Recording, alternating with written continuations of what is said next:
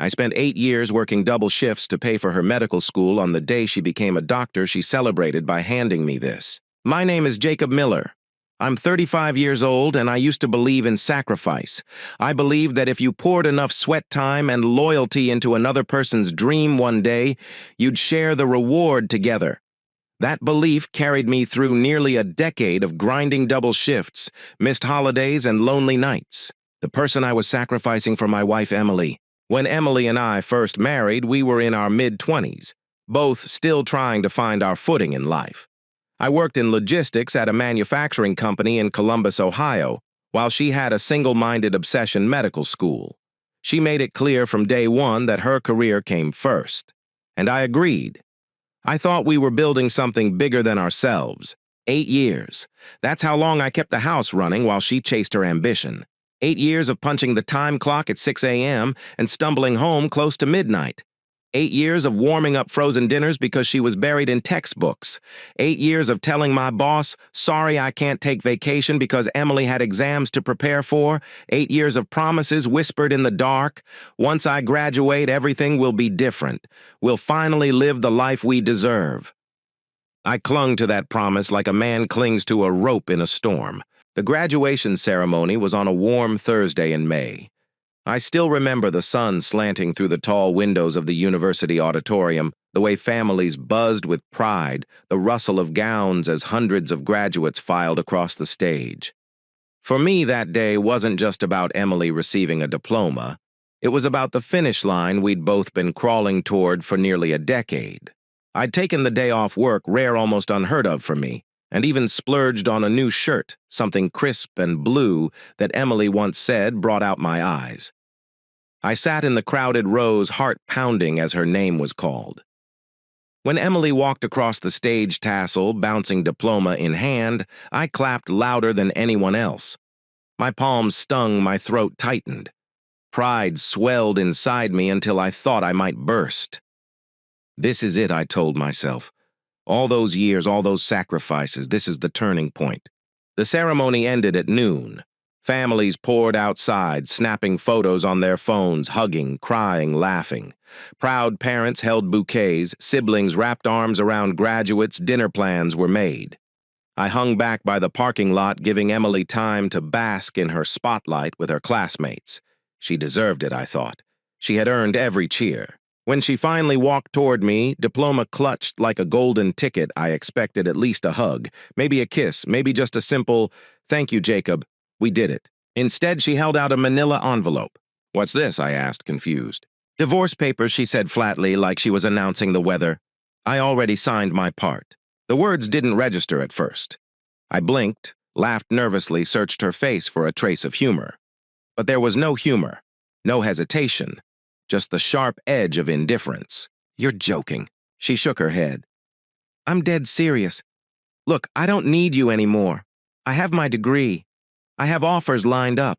I have a future. You were helpful, Jacob, but that chapter of my life is over." Helpful. 8 years of my life reduced to one word. Helpful. Like I was some kind of part-time tutor or government stipend. My chest tightened. So what was I then? Just a financial aid program with a wedding ring? She shrugged. "You knew what you were signing up for. I was clear about my priorities. Medical school came first. Now I'm a doctor and I want to start fresh. No dead weight." Dead weight. That's what I was to her. The man who had worked himself to the bone, sacrificed his health, his friendships, his hobbies, his happiness, all so she could chase her dream. Dead weight. Around us, her colleagues lingered, sneaking glances. I recognized some of them faces I'd seen at holiday mixers or quick meet-and-greet events where I was introduced as the husband who works overtime to pay tuition. I felt their eyes, their curiosity, but I couldn't bring myself to care. I opened the envelope. The paperwork was meticulous, every detail filled out. Emily had divided our assets with surgical calculation. She claimed the car she wanted. She listed the apartment as solely hers, arguing her new salary would cover it easily. I was left with the bare minimum the law required. "You really thought this through, didn't you?" I asked quietly. She didn't flinch. "I'm not stupid. I know what I want." I looked at her, then at the woman I'd once believed was my partner. At the same lips that once whispered promises of forever, now delivering a verdict of disposability. The crowd around us blurred.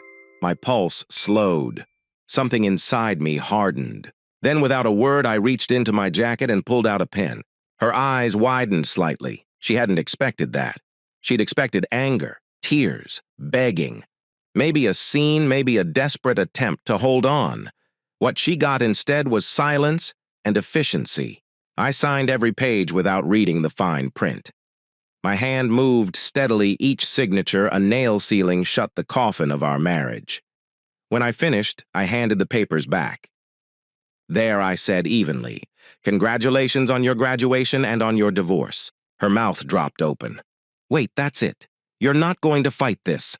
Try to talk me out of it. Why would I fight for someone who just called me dead weight?" And with that, I turned and walked away. Past her stunned colleagues, past the curious families, past the car that was no longer mine. Behind me, I could hear murmurs ripple through the crowd. Who was that guy, someone whispered? And why did he just walk away from his own car? But I didn't look back.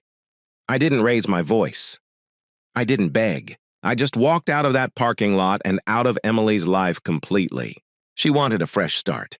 She was about to learn what happens when you cut loose the very person holding your world together. 3 days after that parking lot ambush, I was gone. Not just out of the apartment, not just out of Columbus, Ohio, gone completely like a ghost stepping out of his own life. Emily probably imagined I'd come crawling back. That I'd show up at the apartment with flowers, apologies, and some speech about how I couldn't live without her. That's what she counted on my dependence. But she'd forgotten something. In her relentless climb toward her medical degree, she had never once paid attention to the machinery that kept her life running. The bills, the accounts, the contracts, all those invisible gears and levers. That was me. And I was done keeping her machine running. The first thing I did was close our joint accounts. Every dollar that was legally mine was transferred to a brand new bank in a different state, one Emily had never heard of. Next, I called the utility companies. Gas, electric, internet, even the water, all in my name. I canceled everything. The lights would flicker out within a week. The Wi-Fi she scrolled on between study sessions gone. Even the Netflix subscription she claimed was for us, but really only used by her, canceled. By Friday morning, I had liquidated my side of everything that mattered. While Emily was probably at some celebratory brunch with classmates gushing about job offers and new beginnings, I was boxing up the only pieces of my life that had ever belonged solely to me. Clothes, my grandfather's tool chest, the vinyl records she always mocked for taking up space, the china set from my grandmother that she'd shoved into the back of a cabinet because we'll never use it. Every item I packed was a reminder, this is mine, this I earned, this I'll carry forward. By Saturday, I was loading those boxes into the back of my pickup truck. I didn't bother telling anyone where I was going. Not my parents, not my sister, not my old co-workers. The fewer people who knew, the harder it would be for Emily to track me down when reality finally cracked through her fantasy. My destination, Nashville, Tennessee. Why Nashville simple? Because I had no ties there. No mutual acquaintances, no shared friends, no breadcrumbs for her to follow. Just a city buzzing with music and construction projects, a place where a man like me could disappear into the crowd. The apartment I found wasn't glamorous. 1-bedroom, 3rd floor with a view of a cracked asphalt parking lot instead of some city skyline Emily always fantasized about. But it was mine. My name alone on the lease, my rent, my rules, my space. For the first time in nearly a decade, I could exhale without feeling like I owed someone for the air in my lungs. Landing a job didn't take long. With my background in logistics and project management, I walked into a mid-sized construction company and walked out with a job offer. The pay was steady, the hours humane, and nobody cared about my personal life. Nobody asked about my ex-wife, my sacrifices, or the crater she'd left behind. They just wanted me to show up, do the work, and cash my check. That simplicity felt like freedom. Meanwhile, back in Columbus, Emily's fresh start was starting to look less like a launch and more like a crash landing. The first sign of trouble came when she tried to pay rent. The landlord didn't care that she was going to be a doctor someday. He wanted payment, and payment wasn't coming because the lease was in my name. When the lights went out 3 days later, followed by the internet, she probably realized the man she'd labeled dead weight had actually been the foundation. Her text started rolling in the first week. "We need to talk. This is ridiculous. You can't just disappear." I watched the previews pop up on my phone, then deleted each one without opening them. Her voice, her excuses, her explanations, they had no power over me anymore. Week 2. The phone calls began. 27 calls in one day, all ignored, all sent to voicemail. I didn't listen to a single message. If she wanted to communicate, she could do it through her lawyer. By week 3, she was desperate enough to show up at my old job, storming into my former supervisor's office, demanding my new contact information. He called to warn me. "Some woman came in today claiming to be your wife," he said. "I don't have a wife," I replied. And that was that. Month 2 brought more frantic attempts. Emily apparently tried to use me as a reference on a new apartment application, only to discover that my old phone number had been disconnected. She called my parents, my sister, even an old college roommate. But I had prepped them all with the same line, "I don't know anyone by that name." By month 3, she was clawing at the edges. She somehow tracked down my new employer and called the main office pretending there was a family emergency. My boss passed along the message. I told him the truth. There is no emergency because I don't have a family by that name anymore. He nodded, no questions asked, and quietly flagged her number in the system.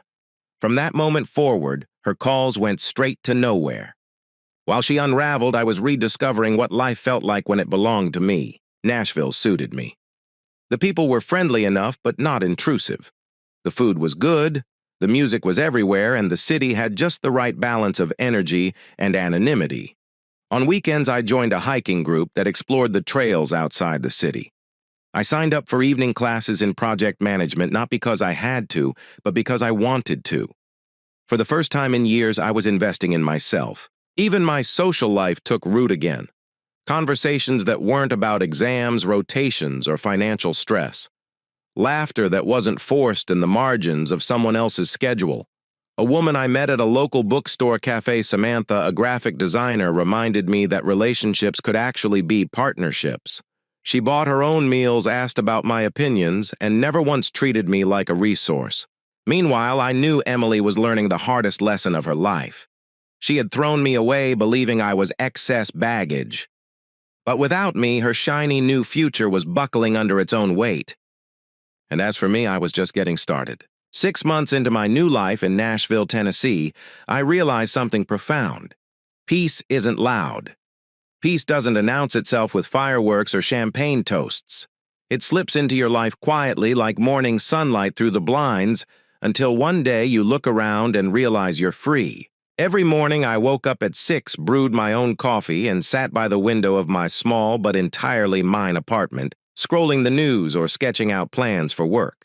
At 7, I'd head to the job site, clipboard in hand, overseeing crews as we managed commercial construction projects across the city. By 4 in the afternoon, I was done. Done. No late-night shifts to cover tuition, no second jobs to cover rent, no coming home to a wife who barely looked up from her textbooks. Evenings belonged to me. Sometimes I'd hit the gym. Other times I joined my hiking group exploring the ridges outside Nashville. Saturdays meant long trails with people who didn't know me as the husband who pays for medical school, but just as Jacob, the guy who always packed extra water and had the best trail stories. And then there was Samantha. We met in the most unremarkable way, in the corner of a small bookstore cafe on a rainy Friday evening. She was flipping through a photography book. I was picking up a mystery novel. A spilled latte, an awkward apology, and suddenly we were sitting across from each other laughing about how clumsy we both were. Unlike Emily, Samantha never asked what I could provide for her. She asked who I was, what music I liked, whether I preferred mountains to beaches. She was a graphic designer with her own clients, her own apartment, her own savings account. On our second date, when the check arrived, she didn't slide it across the table with an expectant look. She grabbed her half without hesitation. I didn't realize how much I'd missed that balance until it happened. For the first time in years, I wasn't a provider. I was a partner. Meanwhile, Emily's fresh start was unraveling back in Columbus. I didn't hear it from her. God knows I wasn't taking her calls, but gossip has a way of traveling. A mutual acquaintance reached out one evening, unable to resist sharing the irony. Turns out life as a brand new doctor wasn't the gold-plated fantasy Emily had imagined. Residency meant 80-hour work weeks, overnight shifts, and cafeteria food. Her starting salary wasn't much more than what I'd been making in logistics, but now she had 6 figures of student loans piled high on her shoulders. Loans she couldn't consolidate without my signature anymore. The apartment she'd claimed so confidently in the divorce paperwork gone within 6 months. Without my income to cover rent, utilities, and groceries, she burned through her savings faster than she could refill them. Word was, she took on 2 roommates just to keep the lights on. The same woman who sneered at me as dead weight was now relying on strangers to split her grocery bill. The irony was bitterly sweet. But I didn't gloat. Not outwardly. I didn't call to rub it in. I didn't even acknowledge it when she started sending longer, more desperate texts months later. I made a mistake. We need to talk. Please, Jacob. Deleted. Every single one. Because by then I was thriving. The construction company I'd joined promoted me to senior project manager within a year. My salary climbed, my responsibilities grew, and for once every ounce of hard work benefited me, not someone else's dream. I saved enough to buy a modest house with a small yard. Nothing flashy but completely mine. The hiking group became more than just exercise buddies. They became my circle. People who valued me for my company, not my bank account. People who invited me to barbecues, who asked me to help with home projects, who showed up when I hosted poker nights. And Samantha, what started as casual dating grew into something steadier, more serious. She never pressured me, never demanded commitment before I was ready. But as the months rolled by, I found myself cooking dinners for her, fixing little things around her apartment, and realizing with startling clarity, this is what partnership feels like. Equal, respectful, real. Contrast that with Emily's reality, which I couldn't help hearing about. She was exhausted, buried under debt, and losing the social glow she'd imagined would come with being a doctor. Her colleagues saw the cracks. Her roommates whispered about how coldly she'd discarded me after graduation. The same colleagues who once envied her now pitied her. One particularly brutal story reached me. Her car broke down during her second year of residency. A major engine failure. The kind of problem I used to solve without hesitation, financing repairs, negotiating with mechanics, making sure she had a reliable ride. Now, with maxed-out credit cards and no savings, she had no safety net. She rode the city bus for 3 months before scraping together a loan for a used car. That was when it dawned on me Emily wasn't suffering because I left. She was suffering because she'd spent years confusing support with weakness. She'd mistaken love for utility. And now that she had neither, she was discovering just how heavy independence really felt. But me, I was lighter than ever. One evening, sitting on the back porch of my new house with Samantha sipping sweet tea while the cicadas buzzed, I realized I hadn't thought about Emily in weeks.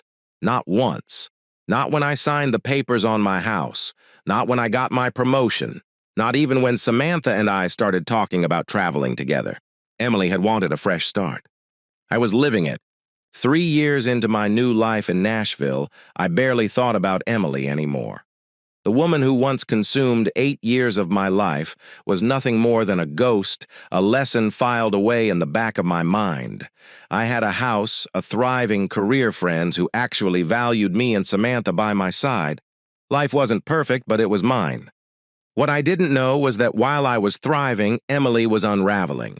Residency hadn't turned into the glamorous life she imagined.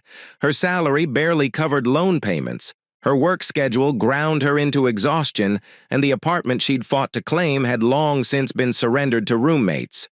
For the first time in her life, she was face to face with the reality that no one was there to catch her. That's when the messages started. One Tuesday morning in March, I woke up to 17 missed calls from unknown numbers. Then the texts began. Jacob, I know you're getting these messages. We need to talk. I made a mistake. Please call me back. I didn't reply. Over the next 2 weeks, the flood intensified. She tried different phone numbers, different email addresses, even burner accounts on social media. Each one was blocked the moment I recognized the pattern. But desperation is creative. On a Friday afternoon, while I was reviewing blueprints at a downtown job site, my work phone buzzed. It was the receptionist from the main office. "Hey, there's a woman here claiming to be your wife. Says it's a family emergency." My stomach sank not with fear, but with annoyance. What does she look like? The description was perfect. Emily. Tell her you couldn't reach me. Say I'm out of state on a project for the next 2 weeks. Take her number and let her know someone will call her back. Got it, the receptionist replied. Of course I never called. Later that evening, my supervisor pulled me aside.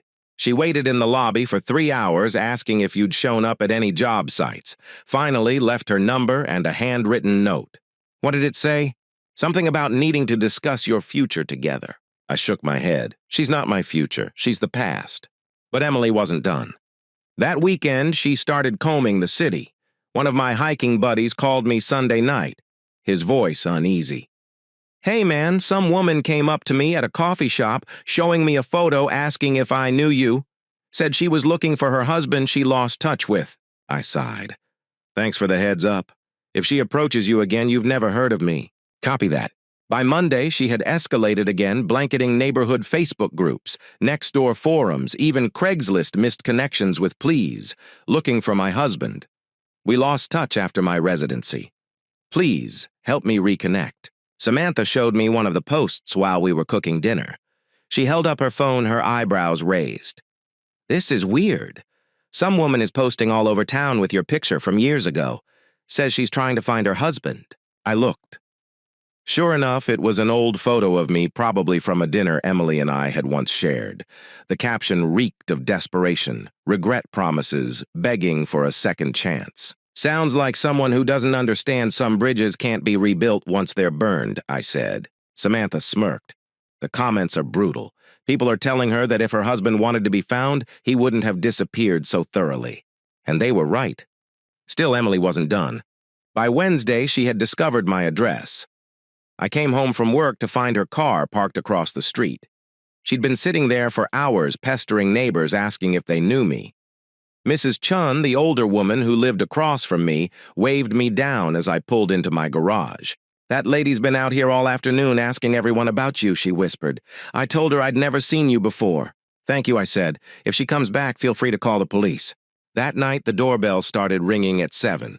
Aggressive, relentless, 2 minutes at a time, then pounding, then more ringing. I ignored it. By 9, she was shouting through the door. "I know you're in there, Jacob. I saw your truck. We need to talk like adults.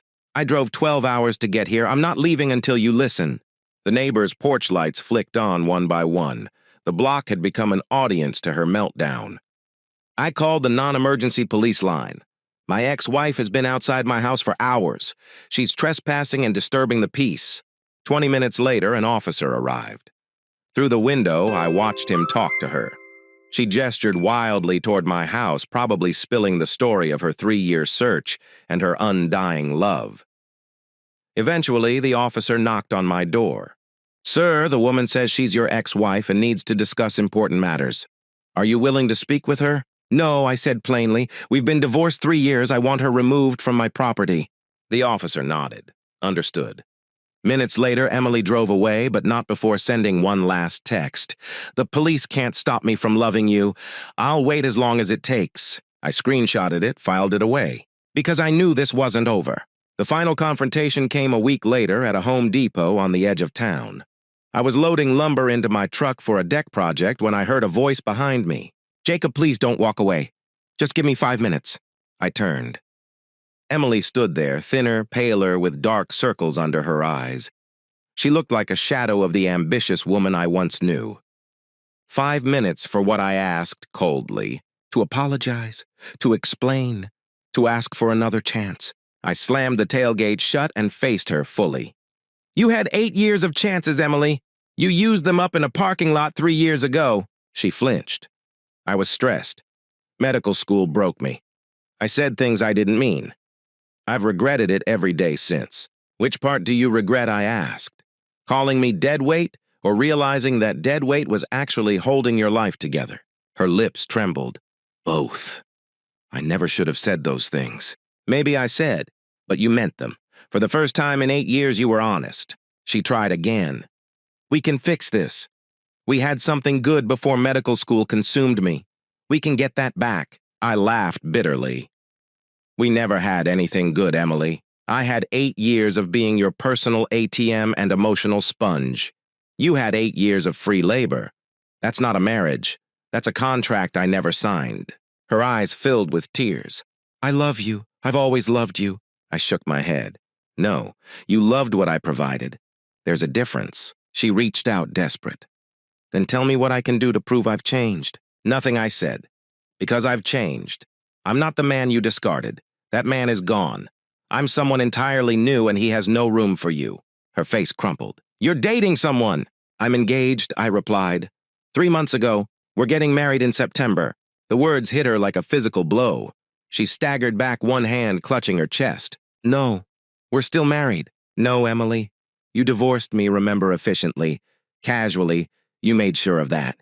And with that, I got into my truck and left her standing in the Home Depot parking lot, tears streaking down her face, wearing the same expression she had 3 years ago when I signed those papers in front of her classmates.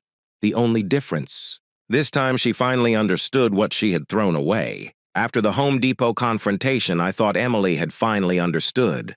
I thought she would take her heartbreak, her regret, and vanish from my life the same way I'd once vanished from hers. But desperation doesn't dissolve overnight. It lingers, festers, and finds new ways to claw back into places it doesn't belong. 2 weeks later, Samantha and I were finalizing the guest list for our September wedding when my phone buzzed with an unfamiliar number. Against my better judgment, I answered. Jacob. Emily's voice cracked through the line, strained and frantic. It's an emergency. For a moment, my chest tightened. Old instincts die hard. But then I remembered every time she'd said emergency before it was her way of demanding my attention. What emergency? I asked flatly. I collapsed at work. The doctors think it might be my heart. I don't know who else to call. The pause on my end was deliberate. I could hear her shallow breathing, the practiced tremor in her voice. She was playing her last card, my old weakness for responsibility. Emily, I said quietly, if you're really in a hospital, then you already have doctors around you. And if you're lying, then it's worse than pathetic. Either way, I'm not coming. Her silence on the other end told me everything I needed to know. You can't be this cold, she whispered. You made me this cold, I replied and hung up. That was the moment I realized this cycle would never end unless I drew a permanent line. The next morning, Marcus, my attorney in Nashville, filed for a restraining order. We attached everything, screenshots of her texts, recordings of her late-night shouting outside my house, witness statements from neighbors, even the medical emergency call I'd recorded. It wasn't difficult. By Friday, the court granted a no-contact order. Emily was legally barred from calling, visiting, or posting about me again. I had it delivered to her hospital department through a process server. I pictured the envelope landing in her hands the same way she'd once handed me divorce papers on graduation day. A cruel symmetry, but a necessary one. The following week, Samantha and I mailed out our wedding invitations. For a moment, I considered not sending one to Emily. But then I realized this wasn't about cruelty. It was about closure. So I sent it, not with malice, not with hope, but with finality. Inside the envelope, alongside the elegant invitation card, was a photocopy of the restraining order. 2 pieces of paper side by side, one celebrating the life I'd built, the other forbidding her from ever trying to tear it down again. She never responded. And that silence was the loudest answer of all. Our wedding day in September was nothing like the grandiose medical school dreams Emily used to describe. It wasn't in some cathedral with glittering chandeliers or a ballroom with 500 guests. It was simple, intimate, held in a sunlit garden just outside Franklin, Tennessee. I wore a charcoal suit, Samantha wore a cream gown she'd designed herself, and the people around us weren't colleagues judging my worth or family members, silently wondering why I worked so much.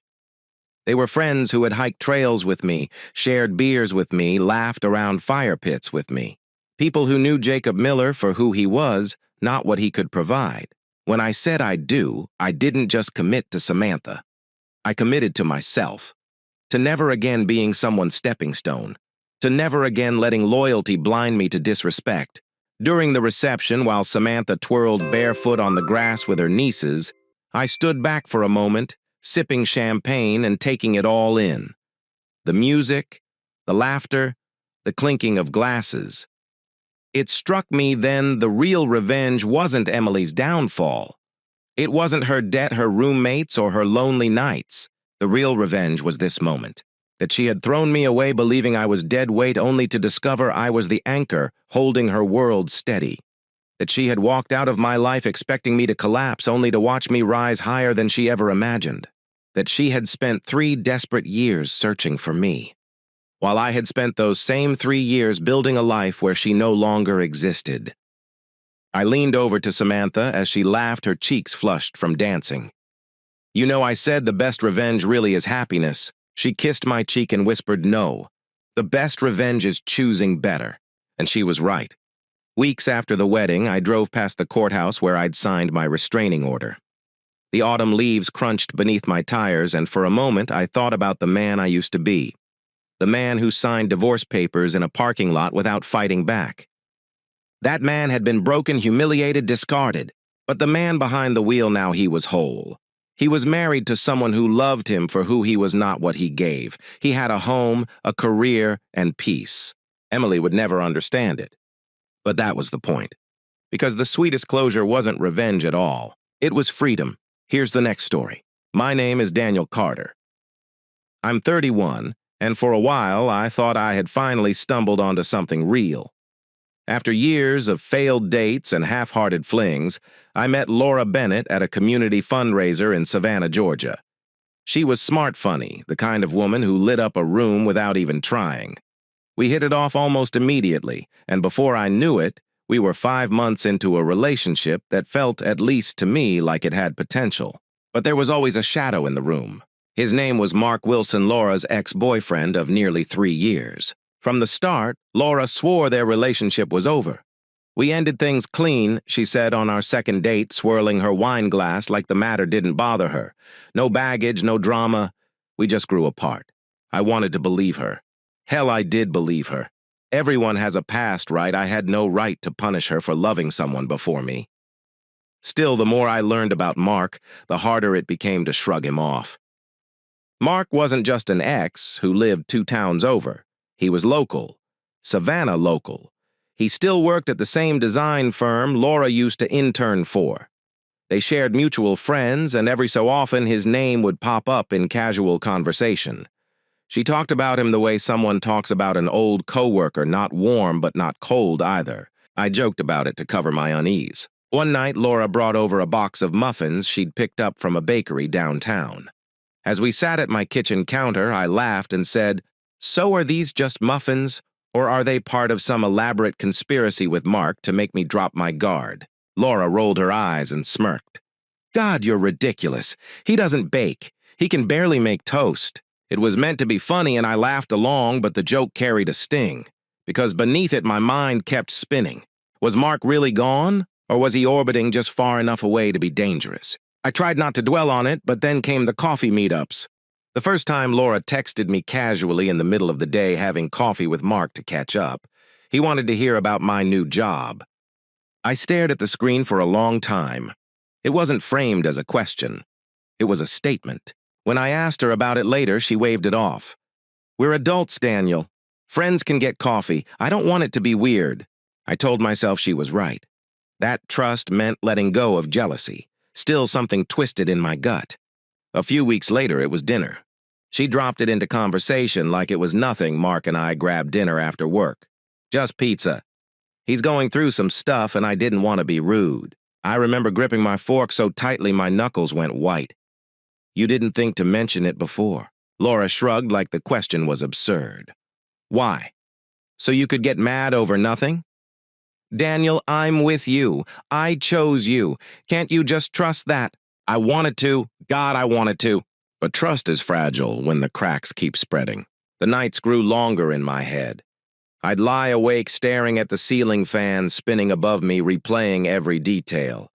The casual mentions of Mark, the way she never quite looked me in the eye when she brought him up, the way she laughed a little too hard at his texts, the ones she swore were just memes. I didn't confront her, not yet. I tried to swallow the doubt, to bury it under logic. I told myself I was being insecure, paranoid even. But deep down I knew. I knew a storm was coming. The real tipping point came one Friday night. Laura had told me she was grabbing drinks with coworkers. Fair enough, I wanted her to have her own life, her own circle. But when I scrolled Instagram later that evening, a photo stopped me cold. Laura, sitting across from Mark. 2 glasses of wine between them, his hand brushing hers on the table. The caption was innocent enough, posted by one of their mutual friends who happened to tag them both Friday vibes with these two. These two, not Laura and her boyfriend, not Laura and a group of coworkers, just her and Mark. My chest tightened. My throat went dry. I stared at the screen until my vision blurred. When she finally showed up at my place hours later, her excuse was polished, almost rehearsed. He just happened to be there. We talked a little. It wasn't planned, but the lie was too smooth, the timing too sharp. And for the first time since I met Laura, I felt a cold certainty gnaw at me. I was sharing my relationship with a ghost that refused to stay buried. That was the beginning, the first cracks in what I thought was love. The fragile trust I had placed in Laura was breaking one coincidental coffee, one casual dinner, one Instagram tag at a time. And though I didn't know it yet, this was only the prologue to something far worse the night she would disappear, and the truth I could never unsee. It was a Saturday evening in late June, one of those humid Savannah nights where the air feels heavy like the city itself is holding its breath. Laura had told me earlier in the day she was meeting a couple of girlfriends for drinks at a wine bar downtown. I didn't question it. I wanted to believe her, to trust that I was just imagining the tension I'd felt building for weeks. But as the hours ticked by, something didn't sit right. By 9, her phone went to voicemail. By 10, her texts stopped delivering. I told myself her battery must have died, that she was laughing with her friends, sipping cocktails, losing track of time. But by midnight, as I sat alone on my couch, staring at the ceiling fan spinning lazily above me, the unease had hardened into dread. At 12:30, I opened Instagram. And that's when my stomach dropped. There she was, Laura smiling under the dim glow of restaurant lights. Sitting across from her was Mark Wilson, the man she had sworn was just an old chapter in her life. They weren't surrounded by girlfriends or co-workers. It was just the two of them, wine glasses between them, plates cleared away. And in the corner of the photo, unmistakably, his hand resting on hers. The caption wasn't subtle either, dinner with the classics. Some bonds never break. My chest tightened so hard it felt like I'd been punched. I stared at that image for what felt like hours. Every excuse I had ever made for her unraveled in that moment. Every coffee meetup, every accidental dinner, every late-night laugh at a text she wouldn't show me, it all lined up like puzzle pieces forming a picture I'd been too blind to see. Laura hadn't just lied, she had chosen him. When she finally came home the next morning, the sun was already spilling through my blinds. She walked in like nothing had happened, tossing her purse on the counter, stretching her arms like she'd just had the best sleep of her life. "Where were you?" My voice came out sharper than I intended, my throat dry. She blinked, clearly caught off guard. "I told you, girls' night. My phone died." I pulled out my own phone and held up the photo. "Then maybe you can explain why your girls' night looks a hell of a lot like a date with Mark." Her eyes flicked to the screen, then back to me. For a split second, I thought she'd crumble, that she'd panic, deny, stammer out an apology. But she didn't. Instead, she exhaled slowly, as if relieved the charade was over. Then she looked me dead in the eyes and said words I'll never forget. "I wanted to be with him, and I was. If you can accept that, fine. If you can't, then we're done." No apology, no shame. Just blunt, unapologetic betrayal. The silence that followed felt like it could crush me. I'd spent months twisting myself into knots, convincing myself I was overreacting, that my doubts were unfair. And now here she was, confirming everything with a shrug. I laughed, bitter. Humorless. "So that's it. 5 months together and you throw it away like it's nothing." She crossed her arms. We were never serious. You knew that. That stung more than the cheating itself. To her, I was a placeholder, a filler boyfriend, until the man she really wanted circled back. All those nights I'd held her when she was stressed about work, all the dinners I'd cooked when she was too tired, none of it mattered. I should have yelled, I should have thrown something, slammed a door, demanded she leave, but instead I felt strangely calm, empty even. Without another word, I walked to my dresser, pulled out the small box where I'd kept the toothbrush and spare set of keys she left at my place and handed it to her. "Take your things," I said quietly, "and get out." Her eyes widened. She hadn't expected that. She'd expected a fight, tears, bargaining. But I wasn't going to give her that satisfaction. "Daniel, don't be dramatic. Get out!" The steel in my voice must have convinced her because she scooped up the box, muttered something under her breath, and left. The sound of the door slamming echoed through the apartment long after she was gone. When the silence finally settled, I sat down on the edge of my bed, my hands shaking. My world had just collapsed, and yet, in a strange way, I felt lighter. The truth, no matter how brutal, was still better than the lies I'd been swallowing for months. I opened Instagram again, staring at that cursed photo. Her smile, his hand, the caption, "Some bonds never break." Maybe they were right. Maybe some bonds never break, but mine had. And I promised myself in that moment I would never let her or anyone like her tie me down again. That night wasn't the end of the story. It was the beginning of chaos I couldn't imagine. Because if Laura couldn't have me, she wasn't going to let me walk away quietly. After that night, I thought the story was over. I thought Laura would pack up her pride and disappear back into Mark's arms where she clearly wanted to be. I was wrong. The thing about people like Laura is that they don't handle rejection well. They're fine when they're the ones walking away, when they're in control. But the moment you take that power from them, the mask slips, and underneath, pure chaos. It started small. A few texts the next day, "We need to talk. Don't throw this away." I was just confused. I ignored them. Then the phone calls came. Dozens of them back-to-back from her number, from blocked numbers, even from Mark's phone once. I didn't answer a single one. By the end of the week, she was waiting outside my apartment. I came home from work to find her leaning against the hood of my truck, arms folded, eyes red. "Daniel, please," she said as soon as I stepped out of the car. "I made a mistake. You can't just cut me off like this." I kept walking. "Get off my property, Laura." Her voice cracked, then rose. "So you're just going to run?" "After everything we had." I turned the key in the lock and looked back at her. "We didn't have anything. You made sure of that." The door clicked shut in her face, but her muffled shouts carried through the wood for another 10 minutes before she finally stormed off. I thought that was the end of it. But the real storm was still coming. 2 weeks later, my younger brother Evan was getting married in Charleston, South Carolina. I was the best man, which meant speeches, family photos, and a whole weekend of celebration. It was supposed to be a time of joy, a distraction from the wreckage Laura had left behind. Until she showed up, I'll never forget the moment. The ceremony had just ended. The guests were filing into the reception hall, laughter and music filling the air. I was standing near the bar, chatting with my new sister-in-law, when I heard a familiar voice call my name. I turned, and there she was. Laura. She wasn't invited. She had no reason to be there. But there she stood in a tight red dress, mascara, already streaking like she was auditioning for a soap opera. "Daniel," she cried loud enough to silence half the room. "You can't marry her." The crowd froze, heads turned, whispers rippled through the guests. I felt my stomach sink. "Laura, this isn't about you. Leave." She shook her head, tears spilling down her cheeks. "You still love me. I know you do. You're only pushing me away because you're scared." Before I could answer, Jane, the bride herself, and conveniently a police officer, stepped forward in her wedding gown. She didn't yell, didn't argue. She simply raised her hand and slapped Laura across the face so hard the sound echoed through the hall. The room erupted in gasps. "You don't get to ruin my wedding," Jane said coldly. "Leave before I have you escorted out in cuffs." Laura's hand flew to her cheek, her eyes wide with humiliation. For the first time, she realized she wasn't just embarrassing me, she was making a fool of herself in front of an entire family.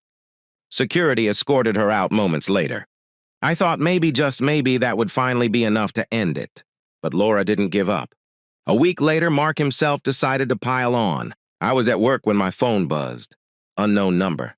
Against my better judgment, I answered. Mark's voice oozed through the speaker, smug and mocking. "She's pregnant, Daniel. Laura's carrying my kid. Guess you missed your shot." I didn't even flinch. "Then congratulations," I said flatly and hung up. He called back twice more, but I blocked the number. That was their game chaos drama, anything to drag me back into the triangle I had already escaped. But I wasn't playing anymore. That night, as I sat on my porch with a cold beer in hand, I realized something important. Peace doesn't come when people leave you alone. Peace comes when you stop letting them control you. And if Laura thought humiliating me at my brother's wedding or dangling pregnancy news through Mark would break me, she was about to learn just how wrong she was. Because I was done being their toy. The next move was mine. After the disaster at Evan's wedding in Charleston, I prayed Laura would finally get the message. She'd embarrassed herself in front of 100 people, been slapped by the bride and dragged out by security. Surely even she couldn't come back from that. But I underestimated just how deep her obsession ran.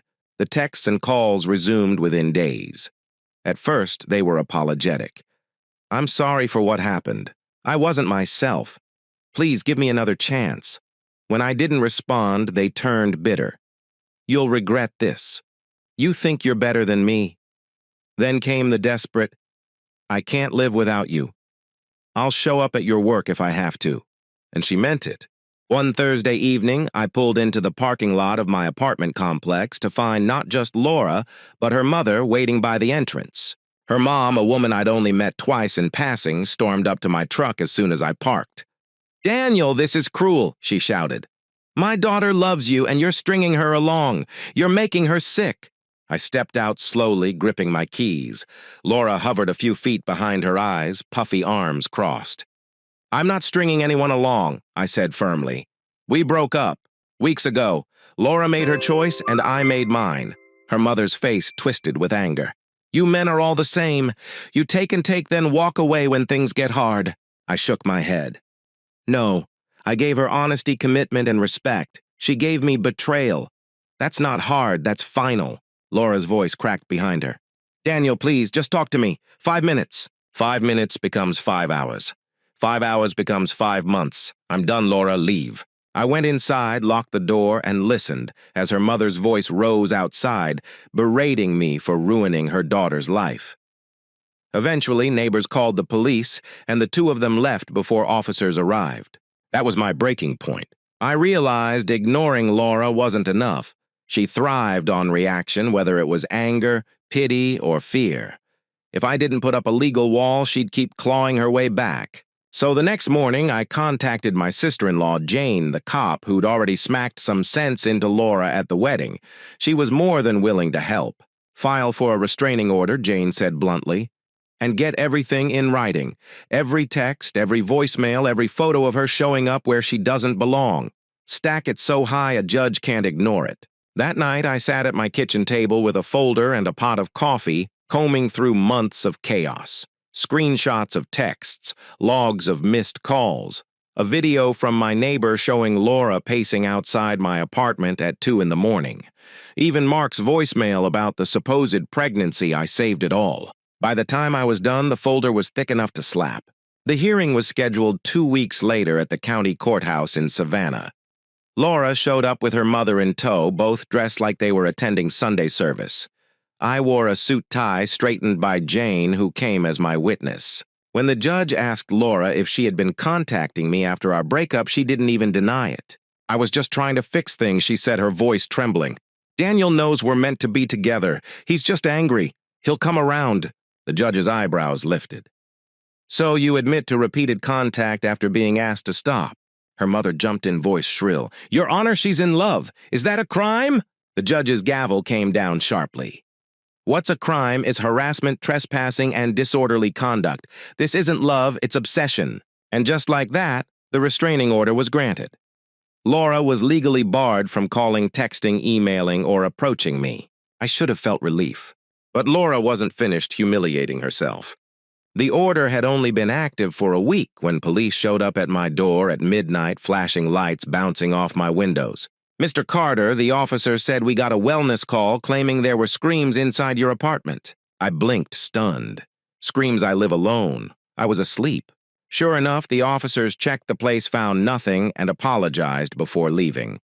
But when I scrolled through my phone later, I found a clue, 3 missed calls from a blocked number, each one right before the police arrived. It was Laura. She had faked an emergency to sick the cops on me. The next morning, Jane called. She's getting desperate. But the more stunts she pulls, the stronger your case gets. Keep documenting everything. And so I did. Every false report. Every attempt at contact. Every whispered rumor she tried to spread through mutual acquaintances. Instead of hurting me, she was building a paper trail that made her look unhinged. By the end of the month, word around town was that Laura had become a running joke. People rolled their eyes when her name came up.